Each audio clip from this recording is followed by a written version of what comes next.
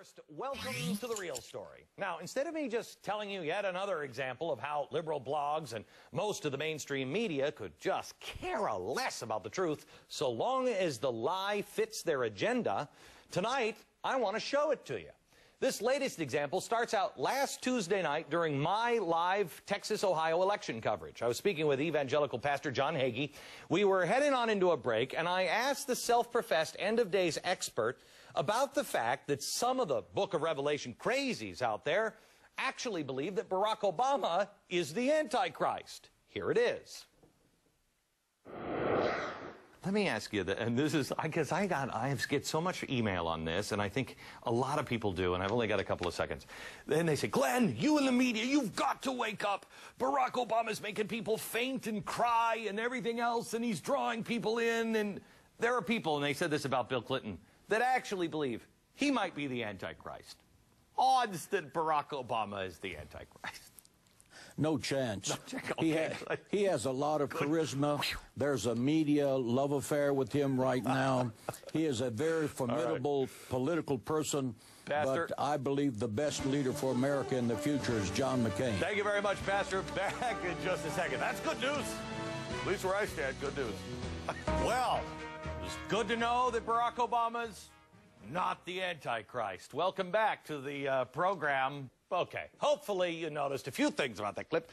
First, the entire premise of my question was that people email this nonsense to me. It's no different than, you know, having President Bush on and saying, hey, Mr. President, I get a lot of email from people who say the World Trade Center was brought down by our own government. Odds that that happened.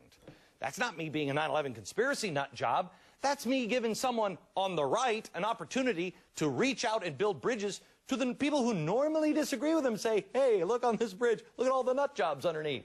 The second thing hopefully you noticed was that I was laughing almost all the way through this exchange. It's called a joke, defined at the dictionary as, quote, something said or done to evoke laughter or amusement. But who needs dictionaries? You know, who needs context when you've got an election to win and an agenda to promote? So let's watch the liberal media now go to work on what you just saw. Step one is a liberal blogger becomes outraged at my comments. He then transcribes them and then sends them to a liberal website, which, despite the 8 research directors and associates listed on their site, immediately posts an alert that conveniently leaves out any mention of the question's setup or the context. Quote, today, on his CNN headline news show, Glenn Beck asked Pastor John Hagee whether Senator Barack Obama is the embodiment of evil. Wow, that's funny. We just watched the whole video there, and I didn't hear the words embodiment of evil. Did you? Nowhere in there. But that doesn't matter, because once a liberal blog posts something, it's a fact to the zombies. Step two, the story is then leaked by the liberal blogger to a liberal website, and it's picked up by a bigger liberal website, and this one only took about 1 day for the blog Media Matters to put their own spin on the story. Here it is. Quote, Beck failed to ask Hagee about controversial statements, instead asked him if Obama might be the Antichrist. So now, not only did I not, directly ask them about the Catholic Church and anything like that, I just asked Obama about Obama to see if he was the Antichrist. This is an accusation that is not only asinine, but it is also completely false. May I present the evidence, Your Honor? My very first question to Hagee. Let me just get this right out on the table, Pastor.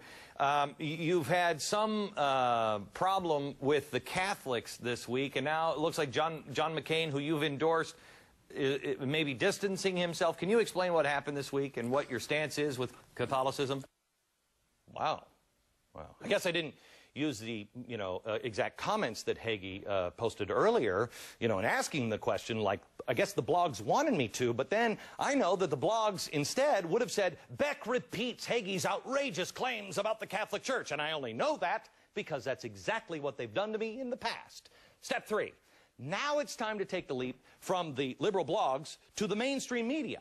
Most people have known now for a while that Media Matters website, I believe, feeds directly into Keith Olbermann's teleprompter. I'm not sure, but I think then he just reads it like a Disney animatronics robot. But if you ever doubted the connection, take a look at his worst person in the world segment from the night of the Media Matters alert. The bronze to Glenn Beck, asking his guest, John McCain's pro-apocalypse televangelist John Hagee, quote, "They say, Glenn, you in the media, you've got to wake up. Barack Obama's making people faint and cry and everything else. And he's drawing people in. There are people, and they said this about Bill Clinton, that actually believe he might be the Antichrist. Odds that Barack Obama is the Antichrist? Why do you ask, Glenn? Worried about somebody giving you competition?" Notice he never actually played the video of me asking the question. Isn't that weird? I mean, of course, that would have required some actual journalism and would have proven that the whole thing was done in jest, but it's much easier just to read the transcript using a funny voice. You know, something that I'm sure that Olbermann's hero, Edward R. Murrow, would approve of. Oh, there, did I just do it again? I just used sarcasm. I am so sorry. So I could clarify for the blogs, Edward R. Murrow would have despised Keith Olbermann. Clear enough? Step 4 is the classic technique where you report on how someone did a story about your report. The day after the Olbermann segment ran, Media Matters then issued another alert. Quote, "O'Reilly, Beck receive honors in Olbermann's worst person segment." Now, you might think that reporting on your own report might be the last step, but then you've forgotten about the biggest liberal blog of them all, called the New York Times. They ran an editorial in yesterday's paper, the Sunday edition, about Obama. And you guessed it, they used my supposed question as evidence of how pervasive the hate has become.